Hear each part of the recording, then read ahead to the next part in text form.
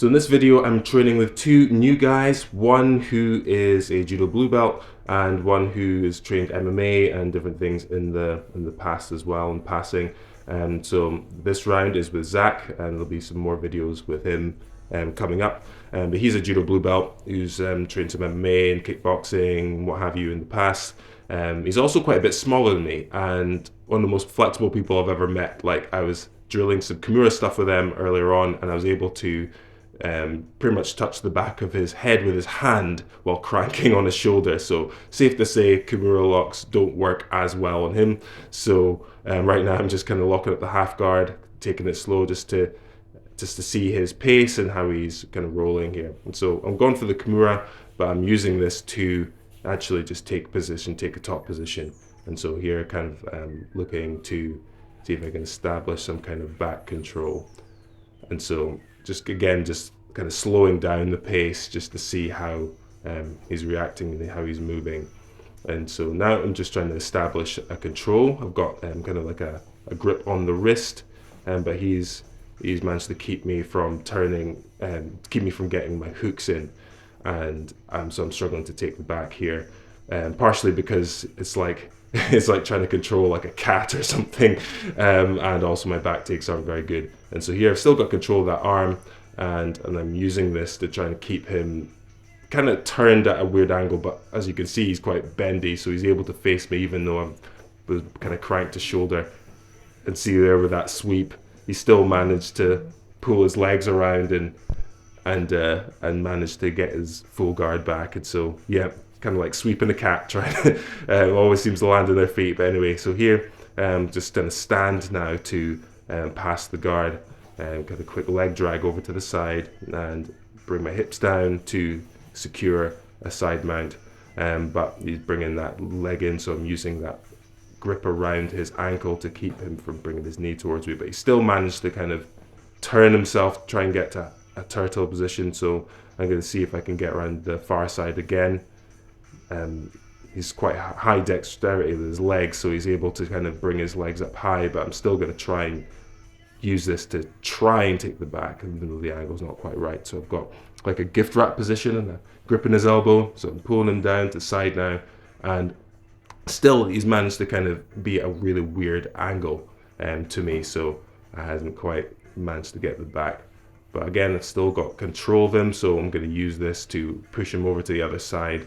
And now I think I'm changing tactics. I'm thinking like, okay, can't really chase the back, it's not really working, so I'll just stay on top and then take advantage of any positions which open up.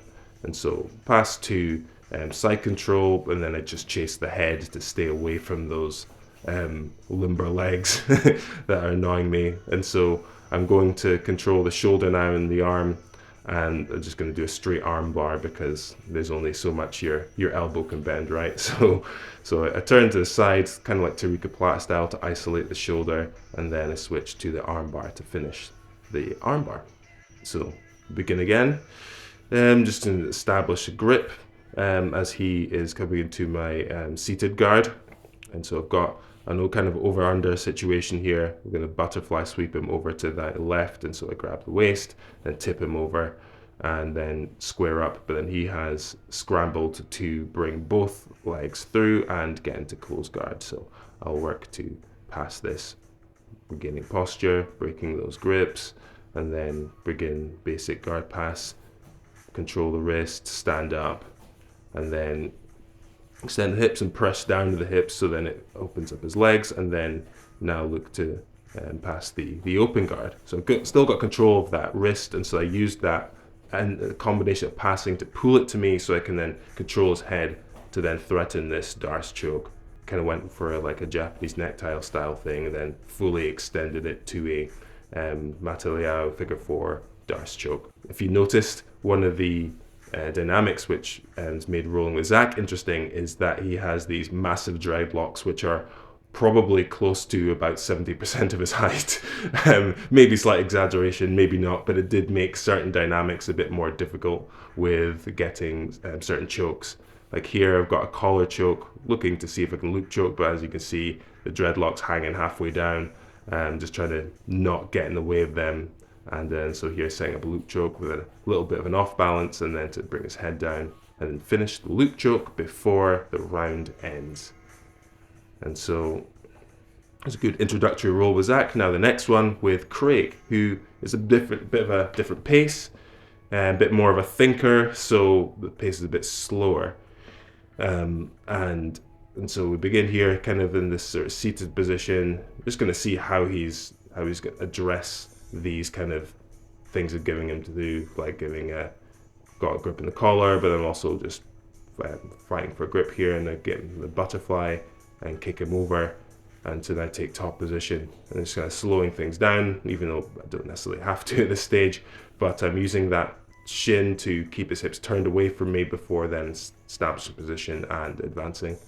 Got side control, like a hybrid side control. Now switching my base to see if I can mount, all the while just watching his legs, see if he's going to bridge or whatever, but he didn't, and so I took the mount. Got a control in the head to limit his movement away from me. Now I'm threatening this Ezekiel just to see how he'll react, because I want to try and take more of a more dominant mount. And so what I've got here is an S mount with a combination of an underhook, so there's space behind his back for things like Kimuras. And so I can do a straight arm lock here, but I'm changing my grips to look for a Kimura lock, and he actually taps. But he tapped before I felt I was actually cranking on the arm lock, so I was just kind of checking to see if he was okay, and he's okay, so we would begin. And so here, going from seated guard, this time I'm taking a bit of more of a reactionary roll to allow him to advance, just to give him a chance to advance without kind of overthinking defense, and so I'm just going to let him and establish some kind of control over me. And so he's gone around my neck, and so I'm just basically just swatting the hand away if I feel it's getting too close to maybe him like wrenching a collar choke or something. And so he's kind of working to try to get a choke, and I'm kind of keeping semi-tight there. And he's gone to try and take the back. I can basically peel off those controls by getting my back to the back, and brought my knees up to hook his legs, and then use that hook with my right leg to put him back onto his back, because he wasn't advancing position. So basically back in the mount, similar to where we were at the end of the last roll. And so we're here.